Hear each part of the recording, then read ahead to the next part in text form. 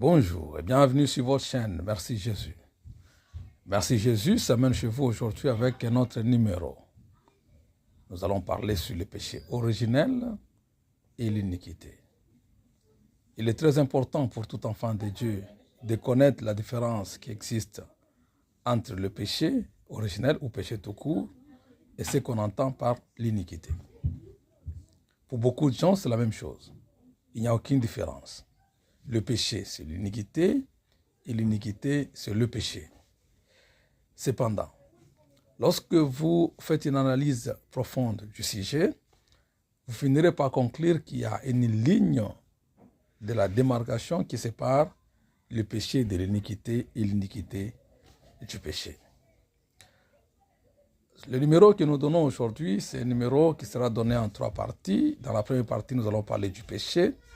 Dans la deuxième partie, nous parlerons de l'iniquité. Et dans la troisième, nous allons parler des éléments de l'iniquité. Aujourd'hui, nous commençons avec le péché.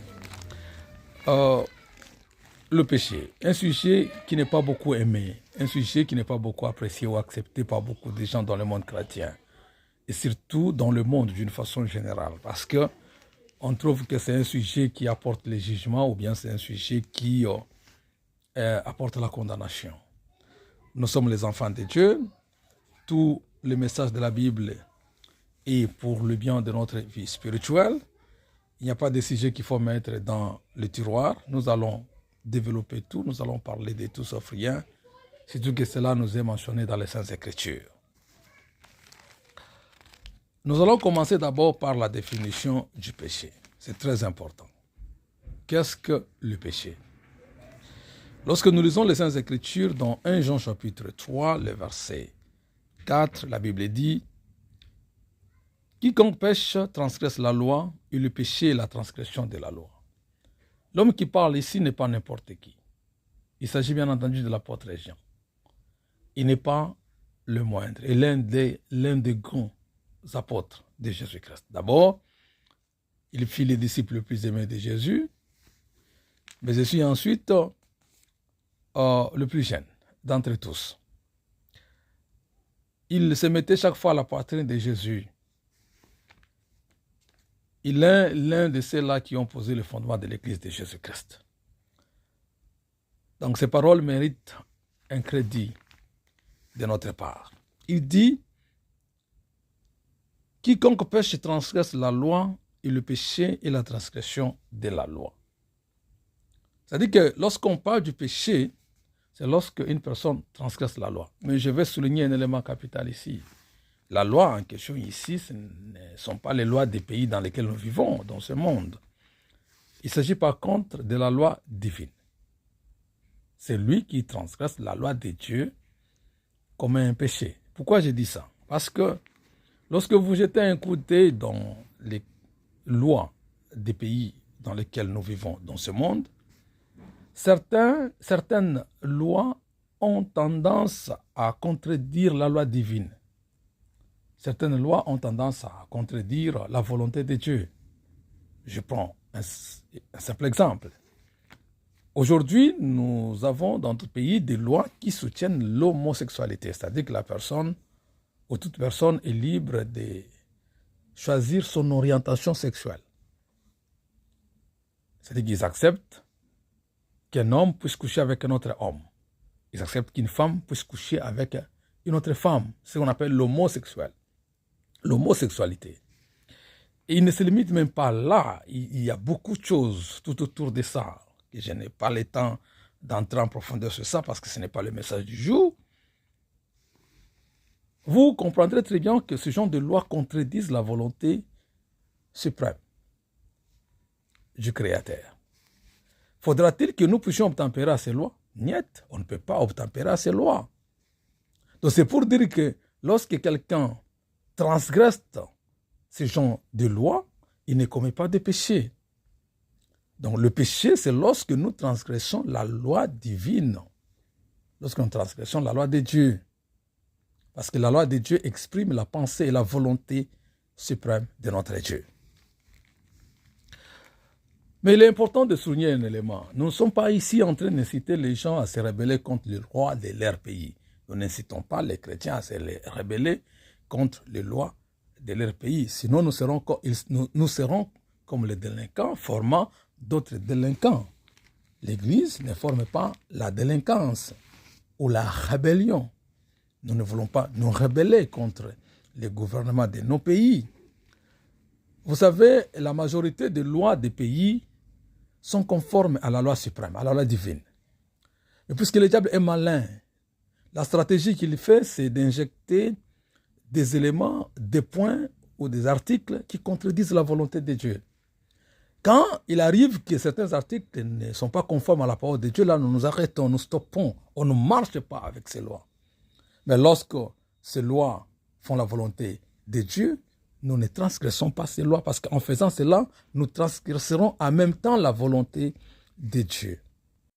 Pour comprendre les contours qui ont poussé les premiers hommes à transgresser la loi ou à désobéir contre Dieu, ou je veux dire à pécher, il faudrait que nous puissions rentrer à l'origine. Quand je parle de l'origine ici, je parle du livre de Genèse.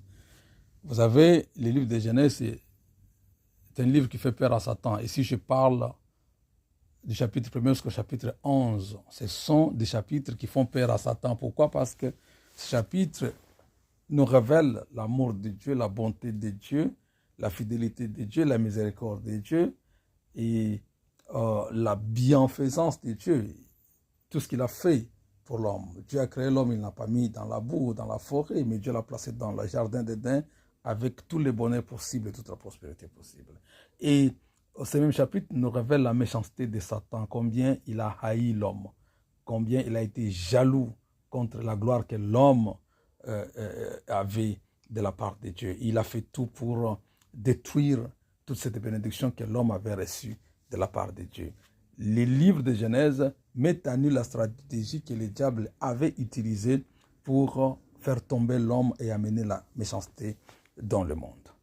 Ok, ici nous sommes dans le livre de Genèse. Lorsque nous lisons les Saintes Écritures dans Genèse chapitre 3, les premiers versets jusqu'au verset 6, la Bible nous révèle clairement les contours qui ont poussé les premiers hommes à pécher. La Bible dit que le serpent était le plus rusé de tous les animaux des champs que l'Éternel Dieu avait fait. Il dit à la femme, Dieu a-t-il réellement dit, vous ne mangerez pas de tous les arbres du jardin? La femme répondit au serpent, nous mangeons du fruit des arbres du jardin. Mais quant au fruit de l'arbre qui est au milieu du jardin, Dieu dit, vous n'en mangerez point et vous n'y toucherez point, de peur que vous ne mouriez. Alors le serpent dit à la femme, vous ne mourrez point. Mais Dieu sait que le jour où vous en mangerez, vos yeux s'ouvriront et vous serez comme des dieux, connaissant les biens et les mal. Et la femme est tombée dans le piège, elle a pris le fruit qu'elle a mangé et l'a donné aussi à son mari. Ici, nous voyons que Dieu avait écrit la loi dans la conscience de l'homme, parce qu'il n'y avait pas de livre. À l'époque, Dieu n'écrivait pas de loi comme ça, mais Dieu avait inscrit cette loi dans la conscience de l'homme. Il a dit, tu vas manger le fruit de tous les arbres du jardin, mais quant au fruit de l'arbre qui est au milieu du jardin, tu ne vas pas manger ça, tu ne vas pas non plus le toucher. Le jour où tu feras ainsi, tu vas mourir. Et lorsque l'homme marchait avec cette loi dans son cœur, dans sa conscience, l'homme avait le bonheur, il avait la gloire, il avait la protection divine, il avait toutes les bénédictions possibles, il avait le bonheur, la prospérité et la joie de Dieu l'accompagnait dans sa vie. Mais le diable n'a pas été content de ça parce que lui venait de perdre la gloire qu'il avait au ciel. Alors, il voulait introduire la méchanceté dans le monde. L'unique stratégie que le diable a utilisée, c'est de pousser l'homme à pouvoir commettre le péché. Parce qu'en commettant le péché, l'homme ouvrait la porte à Satan pour introduire le péché dans le monde. Comprenez que l'homme n'avait pas le péché. Celui qui avait le péché ici, c'est Satan qui avait le péché. La Bible dit, le diable a commencé à pécher dès le commencement. C'est que le péché était en Satan et avec Satan, non pas avec l'homme dans le jardin d'Éden. Alors, le souci de Satan, c'était que le péché puisse entrer dans le monde. Il voulait introduire le péché dans le monde. Mais il était difficile, voire même impossible, parce qu'il n'y avait pas de portail. Tout était fermé et barricadé. L'unique façon pour que la porte s'ouvre, afin que le péché fasse son entrée, il fallait pousser l'homme à transgresser la loi de Dieu, à pécher contre Dieu. Ça, les enfants de Dieu doivent comprendre que nous protégeons nos vies de foi lorsque nous ne péchons pas. Mais lorsque nous péchons, nous ouvrons la porte à Satan. Comprenez une chose. La Bible dit, par un seul homme, le péché est entré dans le monde. C'est-à-dire que le péché n'était pas dans le monde. Le péché était en dehors du monde. Et le péché est entré dans le monde lorsque l'homme a péché. Et par lui, le diable a réussi à introduire le péché dans le monde. Donc par là, nous comprenons que le diable est venu avec une ruse terrible, avec une malignité extraordinaire, avec une manipulation terrible. Il a roulé l'homme dans la farine et l'a poussé à ouvrir sa garde et permettre que le péché puisse pénétrer dans le monde. Vous allez comprendre avec moi que ici, l'homme n'avait pas planifié le péché. Que ce soit Adam, que ce soit Ève, personne n'avait planifié tes péchés pour dire que comment est-ce que nous pouvons nous organiser pour parvenir à transgresser la loi que Dieu nous a donnée. L'homme n'avait pas ça dans sa pensée. Mais c'est par contre une tierce personne qui est venue intervenir dans la relation qui existait entre Dieu et l'homme. Et cette tierce personne, c'est Satan, le serpent ancien, le dragon rouge.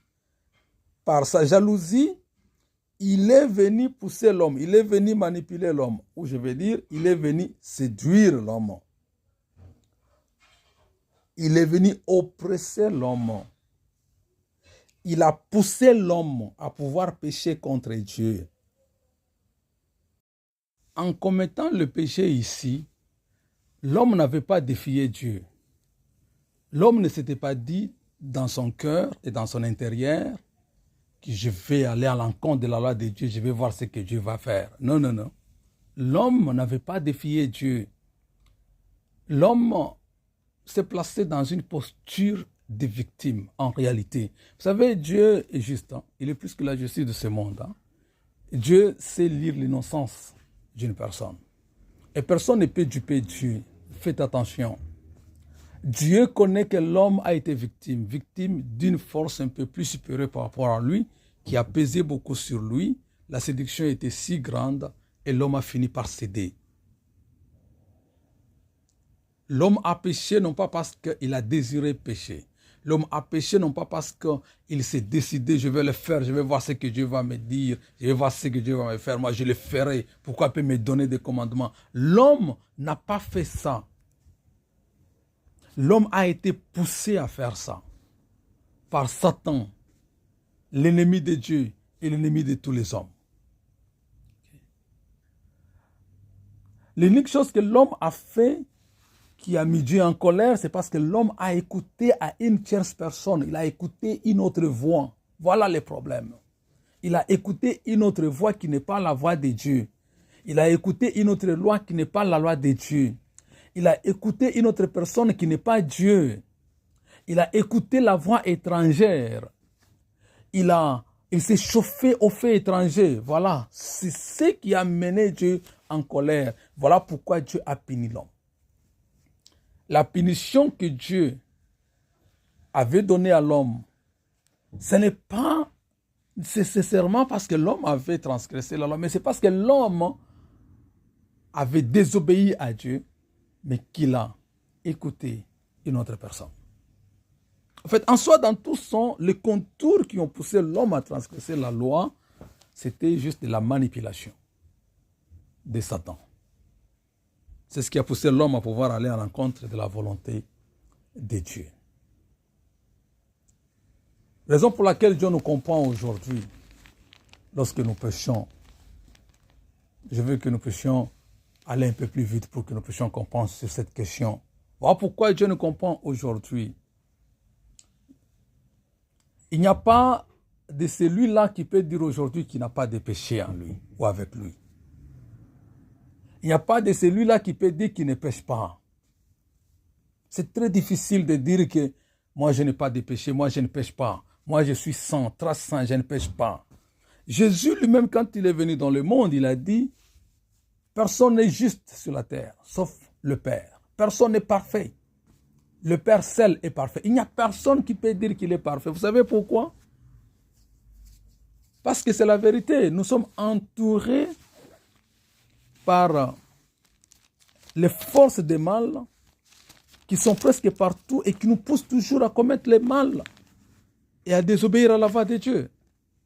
Lorsque nous lisons les Saintes Écritures dans 1 Jean chapitre 5, le verset 19, qu'est-ce que la Bible dit? La Bible dit, nous savons que nous sommes de Dieu et que le monde entier est sous la puissance du malin. Nous sommes de Dieu, nous sommes les enfants de Dieu, mais le monde entier est sous la puissance des malins. Et la puissance des malins, du malin, c'est quoi? Nous avons les démons qui sont là, nous avons les sorciers qui sont là, nous avons les satanistes qui sont là, nous avons toutes sortes de forces qui nous entourent et d'une façon ou d'une autre, nous poussent à commettre le mal. Le mal qu'on n'a pas planifié. Tu es en train de marcher en cours de route, tu vois une fille qui pense, mal vêtue, toute la nudité dehors, tu as regardé, tu as vu ça, tu as commis des péchés. Mais tu n'as pas planifié ça. C'est-à-dire que le mal est presque partout dans le monde parce que le monde entier est sous la puissance de Satan. Personne ne peut dire que lui n'a pas de péché. Lorsque vous lisez les Saintes Écritures, nous sommes dans 1 Jean chapitre 3. Ici, nous lisons le verset 16. Non. Nous sommes dans 1 Jean chapitre 1. Nous lisons le verset 8 jusqu'à 10. La Bible dit, si nous disons que nous n'avons pas de péché, nous nous séduisons nous-mêmes et la vérité n'est point en nous. Si nous confessons nos péchés, il est fidèle et juste pour nous les pardonner et pour nous purifier de toute iniquité. Et si nous disons que nous n'avons pas de péché, nous les faisons mentir et la parole n'est point en nous. Donc la vérité est que personne ne peut dire qu'il n'a pas de péché. Parce que nous habitons dans un monde plein de mal et plein de péché. Et Dieu connaît que l'oppression est grande. Dieu connaît que la manipulation est vaste. Voilà pourquoi Dieu nous écoute, nous comprend et il nous accorde sa miséricorde. Voilà pourquoi Dieu, lorsque nous nous soumettons à sa volonté, malgré que nous avons péché, il voit cette innocence qui est en nous et nous accorde sa grâce et sa miséricorde. Voilà pourquoi lorsque tu te soumets à la volonté de Dieu, il te comprend et il t'écoute. La confession est l'unique porte que Dieu laisse ouvertement grande pour nous, de telle sorte que nous puissions rentrer dans sa présence et être revêtus de sa gloire après avoir péché. Lorsque tu pêches, mais tu comprends qu'il faudrait que tu reconnaisses tes péchés et que tu confesses cela devant Dieu sincèrement, la porte est grandement ouverte pour toi. Tu vas rentrer dans la présence de Dieu. Parce que, remarquez, lorsque Adam et Ève ont péché contre Dieu, ils n'étaient plus dans la présence de Dieu. Ils étaient revêtus des vêtements de gloire, ils ne voyaient pas qu'ils étaient nus. Mais lorsqu'ils ont péché, ils ont vu qu'ils étaient nus. C'est-à-dire que les vêtements de gloire leur avaient été ôtés à cause du péché qu'ils avaient commis. Lorsque nous commettons des péchés, il y a des choses négatives qui se réalisent. Nous perdons, la gloire de Dieu qui nous couvre, et puis de deux, nous quittons la présence de Dieu. Ça, c'est très capital. Les enfants de Dieu doivent comprendre ça. Lorsque tu commets un péché, tu perds la gloire qui te couvre. Ta nudité sera exposée. Tout le monde peut voir ça. Les démons peuvent voir ça, les sorciers peuvent voir ça facilement parce que tu as péché. Mais aussi, tu n'es plus dans la présence de Dieu. Mais qu'est-ce que Dieu fait? Dieu laisse la porte ouvertement ouverte pour nous, afin que nous puissions rentrer dans sa présence, afin d'être revêtus de sa gloire. Et cette porte s'appelle la confession. Dieu ne veut pas que tu gardes tes péchés. Dieu ne veut pas que tu caches tes transgressions. Dieu ne veut pas ça. Dieu veut que tu puisses reconnaître l'erreur que tu as faite et que tu puisses te jeter sous ses pieds et demander pardon en confessant ouvertement tes péchés. Voilà pourquoi la Bible dit que lorsque nous confessons ouvertement nos péchés, ici nous sommes dans 1 Jean, selon les Saintes Écritures, nous sommes dans l'épître de 1 Jean, chapitre 1er, nous lisons le verset 9, la Bible dit que si nous confessons nos péchés, il est fidèle et juste pour nous les pardonner et pour nous purifier de toute iniquité. Dieu fait ça. C'est ça l'unique porte que Dieu nous laisse. Lorsque nous parvenons à pécher, confesse seulement tes péchés. Confesse tes péchés. Et Dieu va te pardonner. Dieu va te pardonner parce qu'il comprend que tu es victime et que tu as été manipulé. Avez-vous lu les Saintes Écritures? Lorsque Dieu était en train de maudire la femme et l'homme, qu'est-ce que Dieu disait? Femme, puisque tu as écouté la voix du serpent. Vous comprenez? Et Dieu va chez l'homme, il dit, puisque tu as écouté la voix de ta femme.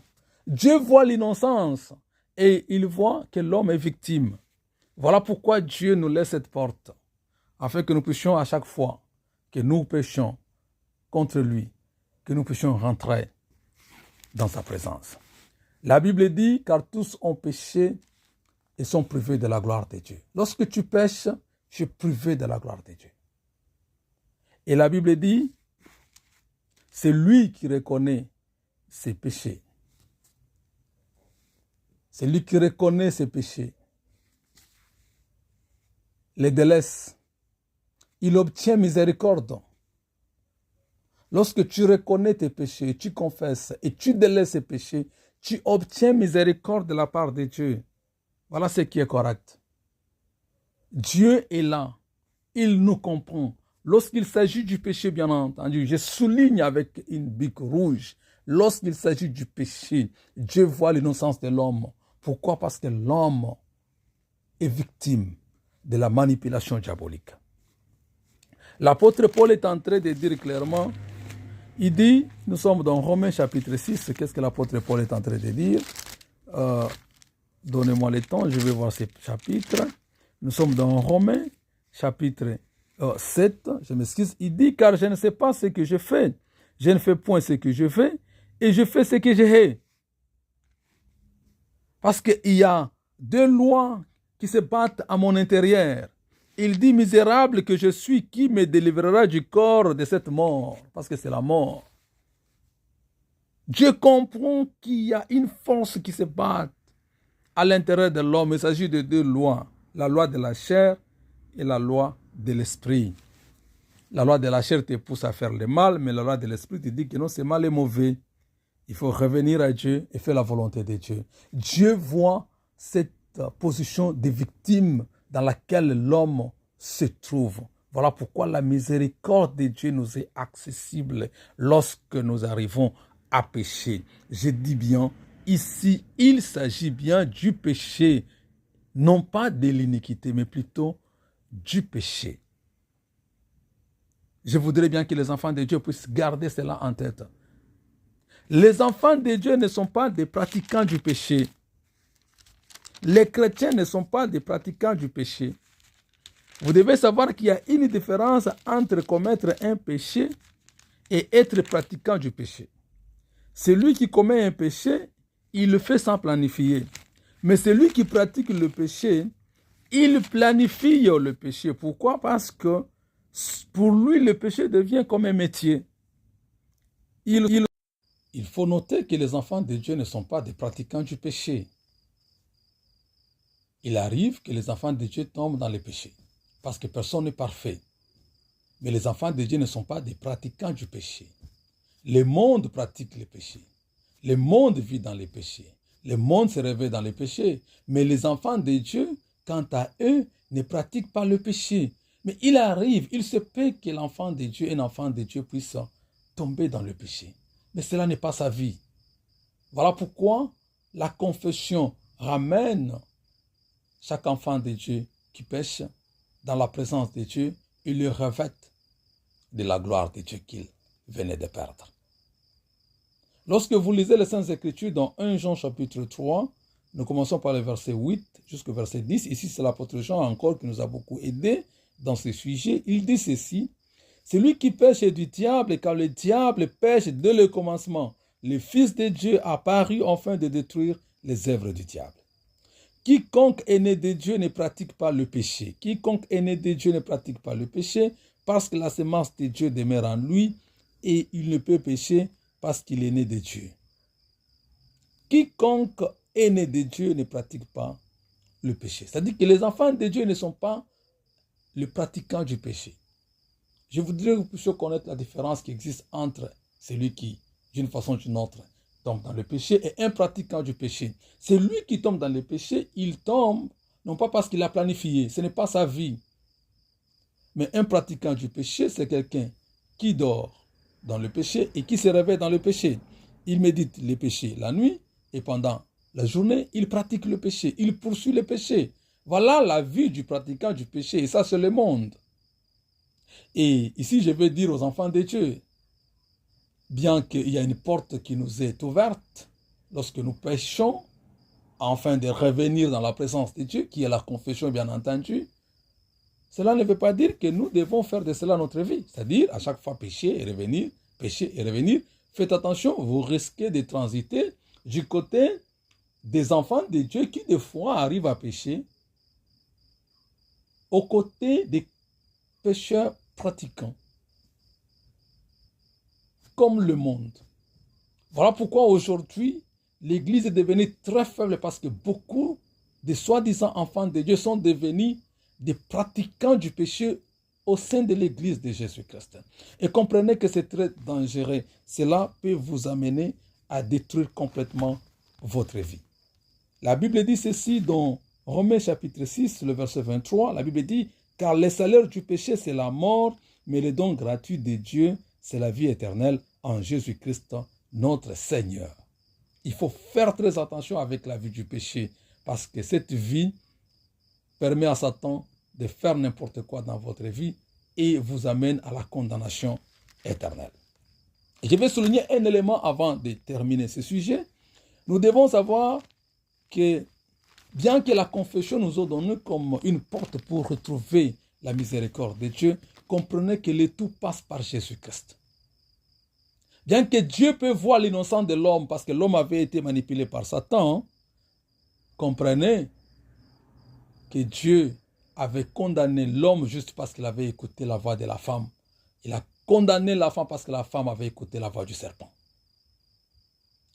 Et si aujourd'hui Dieu nous accorde la miséricorde, le salut, c'est en Jésus-Christ. En dehors de Jésus-Christ, je vous dis qu'il n'y a pas de miséricorde. Lorsque vous lisez les Saintes Écritures dans 1 Pierre, chapitre 3, nous lisons le verset 18, la Bible dit, Christ aussi a sauvé une fois pour les péchés, lui juste pour les injustes, afin de nous amener à Dieu, ayant été mis à mort quant à la chair, mais ayant été rendu vivant quant à l'esprit.